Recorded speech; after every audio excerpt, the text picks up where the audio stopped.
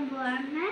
അപ്പം നെയ്ച്ചോറായിട്ട് ചോറിട്ടിട്ട് കുറച്ച് മുളക് ഇട്ടിട്ട് കുറച്ച് മുളക് പൊടി പിന്നെ കുറച്ച്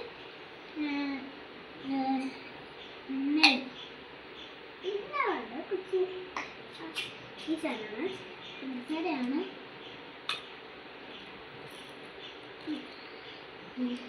കുറച്ച് പിസ്സയിട്ടിട്ടുണ്ട്. സമയത്ത് ഒന്നുമില്ല. നമുക്കായിട്ട് വേണ്ടതെന്ന് വെച്ചാൽ ഇളക്കുക. കുറച്ച് വേപ്പില ഇട്ടിട്ടുണ്ട്. വേപ്പിലുണ്ട് ഒരെണ്ണം മതി. ഓക്കെ, ഒരെണ്ണം ഇട്ടിട്ടുണ്ട്. അയ്യോ, 2-3 ഉണ്ട്. കുറച്ച് കിള്ളിയിടും. കിള്ളി ഇട്ടിട്ടുണ്ട്. നന്നായിട്ട് ഇളക്കിയെടുക്കാം. പിന്നെ വരെ കാണില്ല. നമ്മൾ ഇളക്കുന്തോറും ഈ വെള്ളം പറ്റണം.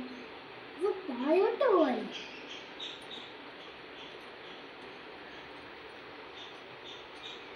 കുറച്ച് നേരെ ഇളക്കാൻ തോന്നും. റെഡിയാറാവാറായെന്ന് തോന്നുന്നു നെയ്ച്ചോറ്.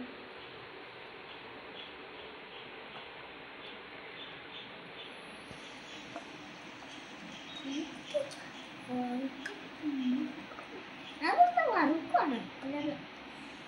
ഇവിടെ നെയ്ച്ചോറ് റെഡിയാക്കണം. ബാക്കിയുള്ള പറ്റണം. അപ്പോഴാണ് റെഡിയാവുന്നത്.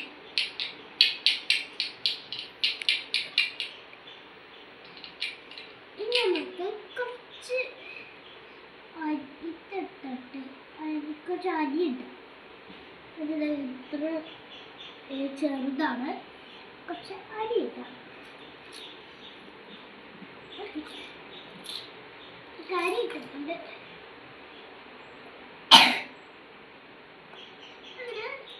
ചോറ് റെഡിയാവാനായിട്ടുണ്ട്. ചോറ് റെഡിയാവാണെങ്കിൽ നമുക്ക് പനിയും കുറച്ച് അരി എടുത്തിട്ട് വെറുതെ കിടക്കാതെ വീട്ടി തുടങ്ങിയിട്ടുണ്ട്. വെള്ളം പറ്റി തുടങ്ങിയിട്ടുണ്ട്. താഴെ പോണില്ലല്ലോ. നെയ്ച്ചോറാവില്ല, നെയ്പ്പട്ടയാവും.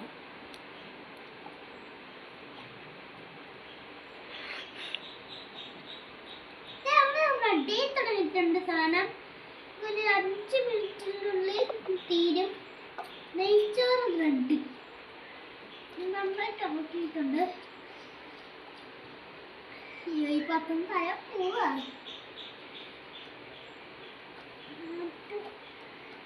മുളക് ചതക്കാനായില്ലേ? അയ്യോ, തെന്നിപ്പോണം. റെഡിയായി വന്നിട്ട് 2 മിനിറ്റോളം തീരും. ഇളക്കണം. നമ്മള് പണി കൊടുത്തതാണ്. ഒന്നും ചെയ്യാൻ പോലും പറ്റുന്നില്ല. ഇരിക്കാൻ മാത്രമേ പറ്റുന്നുള്ളൂ. അതിന് തീർന്നില്ല. ചമ റൊട്ടിട്ടുണ്ട്. അയ്യോ, അടുപ്പി തീ പിടിക്കോ? ഇപ്പൊ കട്ട് ചെയ്ത് ഓക്കെ. ഇനിയും കൂടെ ഒരു 2 മിനിറ്റിനുള്ളിൽ ഇത് തീരും. നെയ്ച്ചോറ് റെഡി. നെയ്ച്ചോറ് അവിടെ നിന്ന് റെഡി ആവട്ടെ. ആ റെഡി ആവുമ്പോൾ നമുക്ക് സവാസ് ഉണ്ടാക്കിയെടുക്കാം. സവാസിന് വേണ്ടത് കുറച്ച് വേപ്പിലെടുക്കാം.